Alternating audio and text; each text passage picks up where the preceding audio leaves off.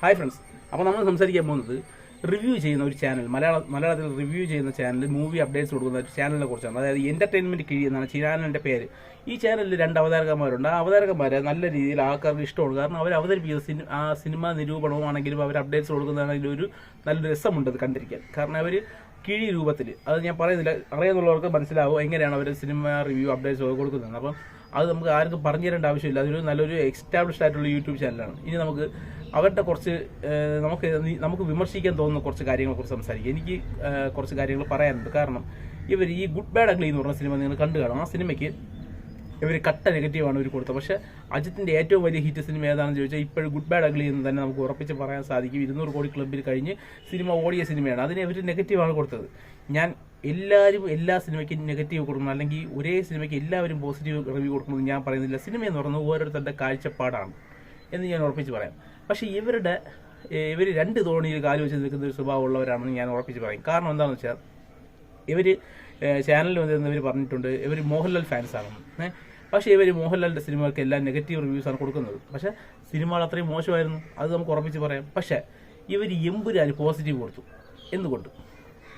എമ്പുരാൻ ഇവർ നല്ല രീതിയിലുള്ള പോസിറ്റീവ് റിവ്യൂ ആണ് ഇവർ കൊടുത്തത്.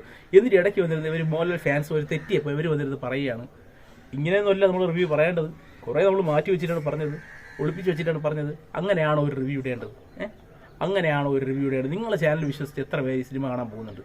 അപ്പോൾ നിങ്ങൾ കട്ട പോസിറ്റീവാണ് നിങ്ങൾ ആ റിവ്യൂ പറഞ്ഞത്. അത് കണ്ടിട്ട് എന്തായാലും 1000 പേരെങ്കിലും ആ സിനിമ കാണാൻ പോകും. 1000 അല്ല, കൂടുതൽ ആൾക്കാർ പോകും. കാരണം അവരുടെ ആ റിവ്യൂവിന് തന്നെ ഏകദേശം 2 ലക്ഷത്തിൽ കൂടുതൽ വ്യൂവേഴ്സ് ഉണ്ട്. അപ്പോൾ എത്ര പേര് അവരുടെ റിവ്യൂ വിശ്വസിച്ച് കാണുന്നുണ്ട്? അപ്പോൾ അവരെ നിങ്ങൾ ചതിക്കുന്നതിന് തുല്യമല്ലേ? ഒരാൾ നിങ്ങളെ വിശ്വസിച്ച് നിങ്ങളുടെ റിവ്യൂ കണ്ടിട്ട് കൊള്ളാമെങ്കിൽ സിനിമയ്ക്ക് പോകാമെന്ന് വിശ്വസിച്ചിരിക്കുന്ന ഒരാളെ നിങ്ങൾ ചതിക്കുന്നതിന് തുല്യമാണ് നിങ്ങൾ ഈ ഒരു എമ്പുരാൻ എന്ന് പറഞ്ഞ സിനിമയുടെ റിവ്യൂ നിങ്ങൾ കാണിച്ചത്. അത് മാത്രമല്ല, നിങ്ങൾ ഇത് നമ്മുടെ മമ്മൂട്ടിയുടെ CBI 5 നിങ്ങൾ നല്ല രീതിയിലുള്ള പോസിറ്റീവ് അഭിപ്രായം പറഞ്ഞു. പക്ഷേ ആ സിനിമ വെറും മോശം സിനിമയാണ്. ആ സിനിമയ്ക്ക് ഒരു ലോജിക്കും ഇല്ലാത്തൊരു സിനിമയായിട്ടാണ് എല്ലാവരും വിലയിരുത്തിയത്. പക്ഷേ നിങ്ങൾ അതിന് പോസിറ്റീവ് റിപ്പോർട്ട് കൊടുത്തു. അതെന്തുകൊണ്ട്? ആ സിനിമ നിങ്ങളുടെ റിവ്യൂ കേട്ടിട്ട് എത്ര പേര് പോയി കണ്ടു കാണും?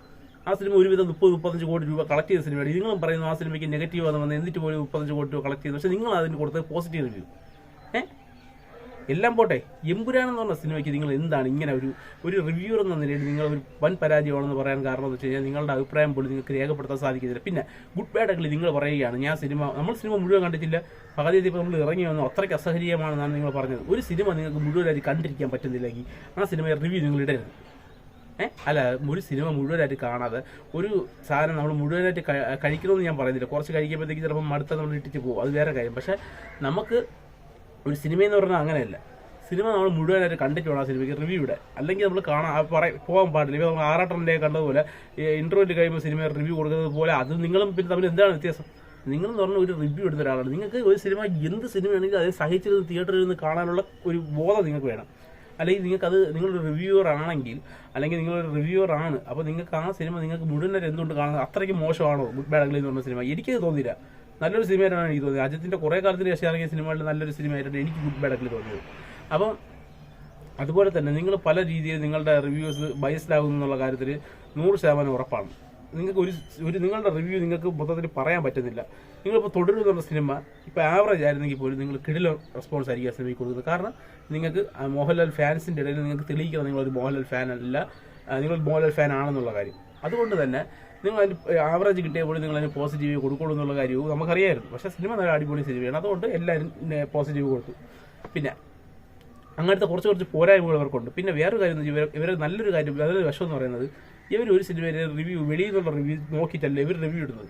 അതാണ് ഇവരുടെ ഏറ്റവും വലിയ ഗുണമായിട്ട് നമുക്ക് തോന്നുന്നത്. കാരണം ഇവർ റിവ്യൂ ഇടുമ്പോഴത്തേക്ക് ഇവരുടെ അഭിപ്രായം അവർ വേണ്ടി പറയും. കൊള്ളുമെങ്കിൽ ഇവർക്ക് കൊള്ളുമെന്ന് പറഞ്ഞാൽ കൊള്ളുമെന്ന് പറയും. പക്ഷേ എല്ലാവർക്കും ഇഷ്ടപ്പെടുന്ന സിനിമ ആണെങ്കിൽ ഇവർ കൊള്ളൂലെന്ന് പറയുന്നുണ്ട്.